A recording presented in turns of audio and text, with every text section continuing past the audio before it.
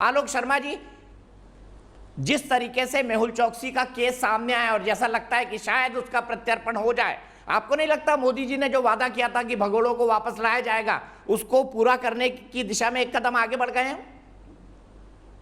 देखिए, मुझे लगता है कि पूरी तरह से भ्रामक चीजें फैलाई जा रही हैं। अगर एंटीगुआ को करना होता तो वो 3 साल से एंटीगुआ में नहीं है।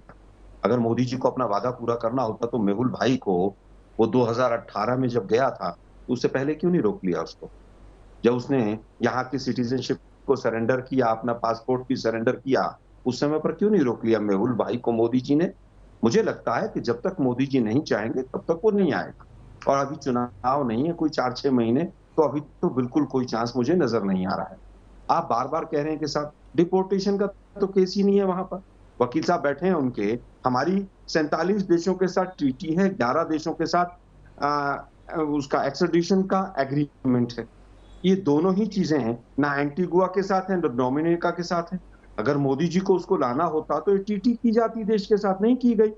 मुझे लगता है अभी भी जो वहां पर 8 अधिकारी गए हुए हैं एक हवाई जहाज लेकर, ऐसा तो नहीं कि वो 30 लाख रुपए पर डे टैक्स पेयर्स का पैसा वेस्ट कर रहे हैं वहां पर बैठकर।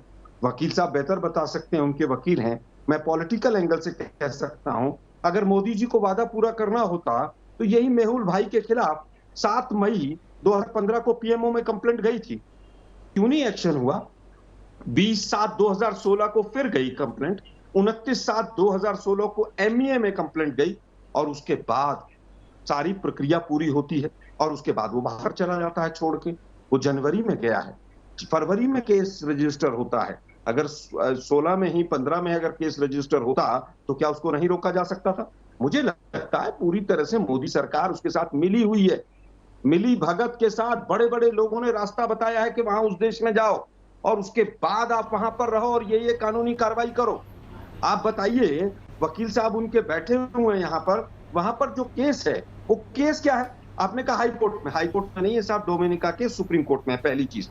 और उसमें है केस के जो मुख्य बिंदु हैं कि क्या बिना कागजात आया है, क्या अवैध है, क्या जबरदस्ती आया है, क्या अपराध किया है, क्या मारपीट हुई है, ये केस है वहां पर। जहां तक मेरी जानकारी है, हो सकता है मैं गलत भी हूं, तो विजय जी मुझे करेक्ट कर सकते हैं। क्या वहां पर एक्स्ट्राडिशन का कोई केस है? अभी तो वहां पर हेबस कॉर्प्स का केस चल रहा है।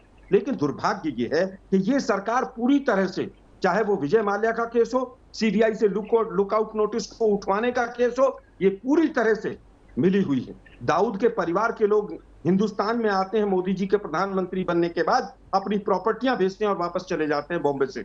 लेकिन इस सरकार हाथ पर हाथ रख के बैठी रहती ठीक है। है।